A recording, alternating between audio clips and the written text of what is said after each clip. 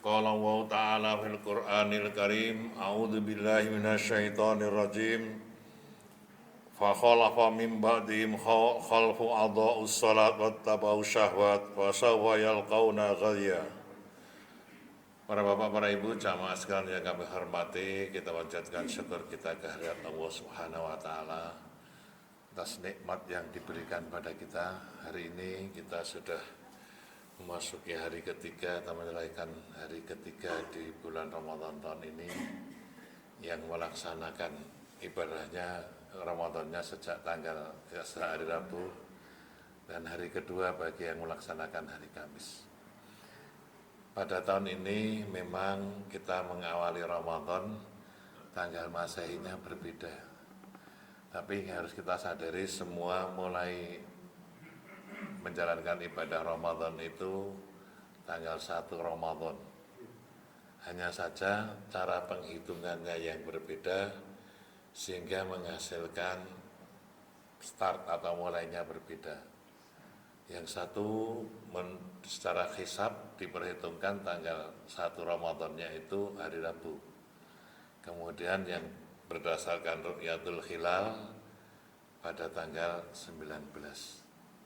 Perbedaan yang demikian itu memang suatu kenyataan, keniscayaan, dan bisa saja suatu saat itu bersamaan, bisa saja berbeda, dan akan lebih sering berbedanya. Karena di dalam perhitungan hisab, kalau sudah terjadi ijtima, yaitu berkumpulnya dalam satu kali matahari, bulan, dan bumi, maka sudah berganti bulan. Walaupun bulan itu baru 1 derajat atau kurang dari ufuk, sudah di atas ufuk, yang dengan alat apapun nggak bisa dilihat kemunculannya, diyakini sudah berganti bulan. Sementara yang berdasarkan Ru'yatul Hilal, dulu itu Kementerian Agama menetapkan 2 derajat di atas ufuk. 2 derajat di atas ufuk itu aja sering berbeda, apalagi setelah menterinya dulu Pak Yakut itu dirubah, ditingkatkan menjadi 3 derajat, sehingga semakin jauh perbedaannya. Tapi ini kita maklumi semua bahwa di dalam agama Islam itu perbedaan atau khilafiyah dalam hal-hal muamalah itu bisa dimengerti. Yang tidak boleh dilakukan itu kalau tafarruq, berpecah belah. Sehingga dengan perbedaan itu kita harus saling menghormati satu dengan yang lain, tidak menyalahkan satu dengan yang lainnya, dan tidak merasa benar dari yang lain. Karena kebenaran hanya milik Allah Subhanahu wa Ta'ala. Yang penting kita syukuri bersama bahwa kita masih diberi kesempatan menjalankan ibadah puasa di bulan Ramadan ini dengan segenap aktivitas atau amal-amal yang dilakukan. Semua amal di dalam agama Islam itu standar atau patokan utama untuk bisa diterimanya amal itu adalah salatnya. Rasulullah SAW mengatakan, awalu ma yuhasabu bil abdu yaumal qiyamah as-salat. Fa in saluhat saluha sairu amalihi, wa in fasadat fasada sairu amalihi. Amal pertama yang akan dihisab oleh Allah dari seorang hamba di hari kiamat nanti adalah salatnya. Barang siapa baik salatnya, maka amal semuanya akan menjadi baik. Tapi kalau salatnya rusak, maka semua amalnya menjadi rusak. Hal ini karena disebabkan orang yang betul-betul menjalankan salatnya sesuai dengan yang diperintahkan Allah dan dituntut Rasulullah akan membentuk pribadi yang kuat, pribadi yang taat. Sebagaimana Allah Subhanahu wa Ta'ala berfirman, inna sholata tanha anil fahsya'i wal munkar. Sesungguhnya sholat itu apabila dikerjakan dengan benar-benar, dengan hati yang dasar iman kepada Allah dan berharap balasan dari Allah, akan membentuk pribadi manusia itu mempunyai sifat tanha anil fahsya'i wal munkar, mencegah perbuatan fahsya dan perbuatan mungkar. Perbuatan fahsya itu perbuatan yang keji. Keji itu bukan kejam, bukan sadis. Keji itu berbuat yang mendatangkan dosa besar. keji itu tidak menghargai prestasi seseorang yang baik. Kalau ada orang yang asah-asah digaji 3 juta, kemudian yang guru ngajar digaji 300.000, itu keji. Keji itu termasuk fahsya. Guru yang mengajar harus melalui pendidikan tinggi, sekolah, dites dan sebagainya. Yang ada gajinya 300, sementara yang asah-asah untuk MBG itu mungkin tidak usah sekolah aja bisa itu. Nah ini perbuatan yang tidak adil, ini keji ini. Tentu yang mengambil keputusan itu mesti orang-orang yang sholatnya tidak taat itu, tidak takut akan azab dari Allah Subhanahu wa Ta'ala.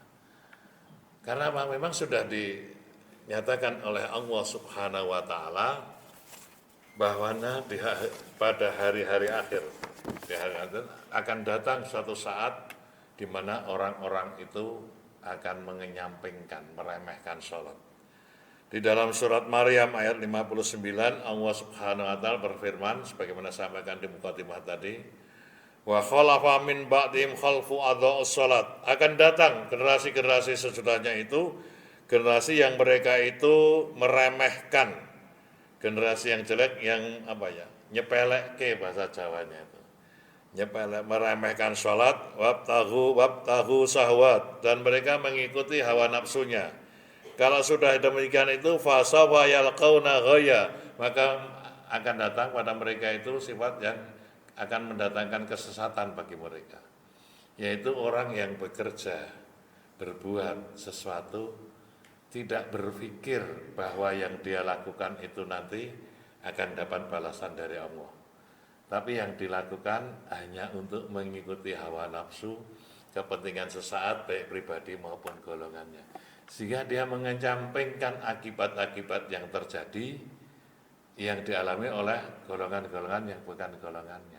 Nah inilah yang akan terjadi. Oleh karena itulah harus dasari amalan utama yang dihisab oleh Allah salat itu, lalu kita sadar bahwa puasa kita, zakat kita dan sebagainya itu akan tidak ada artinya kalau kita itu meninggalkan sholat.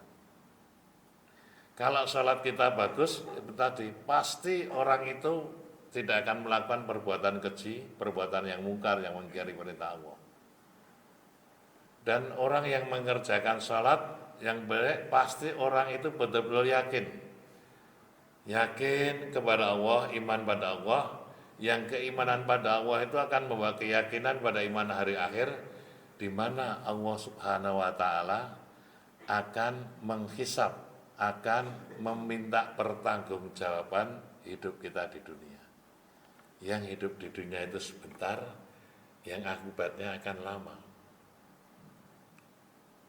Berapa lama manusia hidup di dunia itu sangat sebentar sekali. Kalau Rasulullah SAW menyatakan inna amari umati baina sitina wa sab'ina sanah faman zada fawaqal. Umur umatku nanti hanya akan berkisar 60-70 tahun saja. Yang dilebihkan dari itu hanya sangat sedikit sekali. Umur yang segitu banyak, 70 tahun atau bisa diberi lebih oleh Allah, bukan dari 90. Tapi kalau sudah diperhitungkan dengan perhitungan akhirat sangat sedikit sekali. Sehingga nantinya kalau manusia itu sudah menghadap kepada Allah, sudah ditempatkan di tempat sesuai amalnya di dunia, akan ditanya oleh Allah sebagaimana dinyatakan Allah di dalam akhir surat Al-Mu'minun itu. Akan ditanya manusia itu, qala, kata Allah, kam labithum fil ardi adada sinin. Hei manusia, berapa lama kamu hidup di dunia ini? Sehingga dengan hidupmu di dunia ini ada yang di surga, ada yang di neraka. Manusia menjawab, qaulu, kata jawab manusia, labithna yauman au ba'dha yaum fas'alil adin. Ya Allah, sungguh kami hidup di dunia itu hanya sehari. Sebagian besar dari kami kurang dari itu. Maka engkaulah zat yang maha mempunyai perhitungan. Jadi paling lama hidup di dunia menurut perhitungan akhirat itu hanya sebentar, sehari.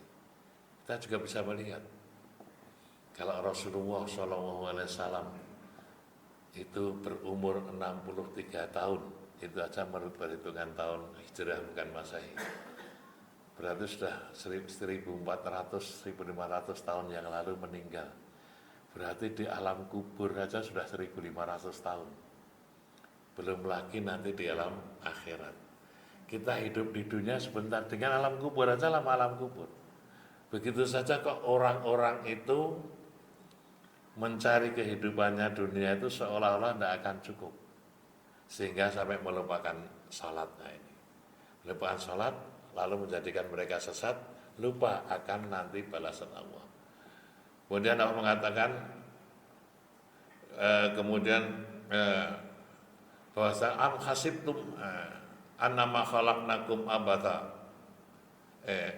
Sebelumnya illa bistum ila qalilan law anakum kuntum ta'lamun. Ketahuilah bahwa kamu hidup di dunia itu hanya sebentar sekali. Kalau kamu mau tahu. Kemudian Allah mengatakan am hasibtum annama khalaqnakum abatha wa annakum ilaina la turja'un. Apakah kamu mengira hidup di dunia itu hanya untuk senang-senang? Dan apa juga kamu mengira saya menciptakan manusia di dunia itu hanya main-main saja? Dan apakah kamu mengira tidak akan dihadapkan kepadaku nanti setelah kamu hidup di dunia untuk mempertanggungjawabkan apa yang kamu lakukan di dunia? Jadi kehidupan kita di dunia yang sebentar ini, amal kita tidak akan cukup untuk mencapai kebahagiaan. Maka kunci utamanya adalah sholat. Maka di dalam puasa inilah maka amalan utama, marilah kita perbaiki sholat kita. Baik secara kualitas ataupun kuantitas. Secara kualitas, bagaimana sholat kita itu sesuai yang dituntunkan oleh Rasulullah Muhammad SAW, bukan menurut pengertian kita sendiri. Rasulullah mengatakan, "Shollu kama ra'aitumuni usolli." Salatlah kamu sebagaimana aku mengerjakan salat. Karena salat itu memang istimewa. Satu-satunya ibadah di dalam Islam yang dikerjakan tiap hari dan dengan waktu-waktu tertentu, tata cara yang rinci, bahkan bacaannya pun diatur secara pasti. Tidak boleh kita lalu ngarang bacaan sendiri. Takbir lalu surat dulu baru Al-Fatihah, enggak boleh. Semua sudah diatur secara rapi dan ini satunya ibadah. Dan perintahnya pun langsung. Semua perintah ibadah dalam agama itu Allah Subhanahu wa ta'ala mengutus malaikat Jibril menyampaikan kepada Rasulullah Muhammad SAW. Tapi ketika perintah sholat, Rasulullah dipanggil langsung. Ini menunjukkan bahwa kedudukan sholat itu sangat penting sekali di dalam Islam. Lalu yang pertama, sholat yang mana? Yang pertama itu sholat yang diterima Allah, bagaimana yang ditentukan Rasulullah. Kita melihat berbagai macam orang melakukan sholat sehingga banyak sekali yang hanya berdasarkan kebiasaan, tidak berdasarkan tuntunan. Inilah maka perlu sekali waktu di masjid mengkaji betul bagaimana fikih sholat. Sholat yang sebenarnya bagaimana gerakannya, bagaimana bacaannya. Dan juga perlu dikenalkan berbagai macam bacaan sehingga tahu bahwa bacaannya tidak hanya satu. Misalnya iftitah, ada berapa macam doa iftitah. Kalau kita dibiasakan dengan satu bacaan doa iftitah, nanti lihat dengan orang lain bacaannya beda, sudah menyalahkan, salah itu, yang benar ini. Padahal ada beberapa bacaan di dalam doa iftitah. Kalau Al-Fatihah memang sama ya, tapi doa iftitah. Bahkan bacaan rukuk dan sujud pun tidak hanya satu macamnya. Maka perlu dipelajari betul-betul sehingga yang kita lakukan betul-betul sesuai yang dituntunkan oleh Rasulullah Muhammad SAW. Yang kemudian kalau kualitas sholat kita sudah sesuai yang diperintahkan dan dituntunkan, marilah kita juga memperhitungkan kuantitas. Sholat kita jangan hanya minimalis. Minimalis itu hanya yang fardu saja. Tapi lengkapilah sholat-sholat kita itu dengan salat-salat sunnah atau salat tatawu. Ada beberapa tingkatan, yang paling utama salat tatawu itu salat rawatib, salat yang mengikuti salat wajib. Rasulullah mengatakan barang siapa salat 12 rakaat sehari semalam di luar salat fardu dan luar salat sunnah, maka Allah akan bangunkan baginya rumah di surga. 12 rakaat itu 2 rakaat sebelum subuh, 4 rakaat sebelum duhur, 2 rakaat setelah duhur, 2 rakaat setelah maghrib, dan 2 rakaat setelah isya. Itu yang mu'akad. Yang mu'akad sedikitnya 12 rakaat. Yang ghairu muakkad ada tambahan lagi. Rasul mengatakan barang siapa sholat 4 rakaat sebelum dan setelah zuhur haram baginya masuk neraka. Kalau dijumlahkan dengan itu nanti jadi 14 rakaat rawatibnya. Salat-salat rawatib yang mengikuti salat wajib itu fungsinya adalah untuk menyempurnakan salat wajib kita. Salat wajib mungkin ada kekurangannya, lah disempurnakan dengan rawatib. Di samping itu ada juga salat yang berdampingan dengan salat fardu tapi tidak rawatib, yaitu sebelum asyar. Itu para sahabat juga melakukan yaitu 4 rakaat sebelum asyar. Itu sangat dianjurkan berdampingan dengan salat asyar tapi bukan rawatib. Belum lagi nanti salat-salat sunnah yang lain. Salat malam kita kalau Ramadan kita bertarawih ini, di luar Ramadan kita kerjakan sendiri, tengah malam atau sepertiga malam. Lalu salat duhanya, tahiyatul masjid. Sehingga dengan salat-salat itulah akan tertutup kekurangan-kekurangan yang ada pada hari kita di dalam hari yang lain. Nah inilah Ibu Bapak sekalian, maka di dalam bulan Ramadan itu setelah puasa yang pokok ibadah puasa, maka marilah kita perhatikan sholat kita jadikan amalan pokok kita. Dalam Ramadan itu khususnya, marilah coba kita berlatih melakukan semua sholat sunnah yang ada. Meskipun agak berat, masuk masjid, tahiyatul masjid dulu. Setelah wudhu, sholat sunnah badal wudhu. Nanti rawatibnya, belum nanti sholat duhanya, marilah.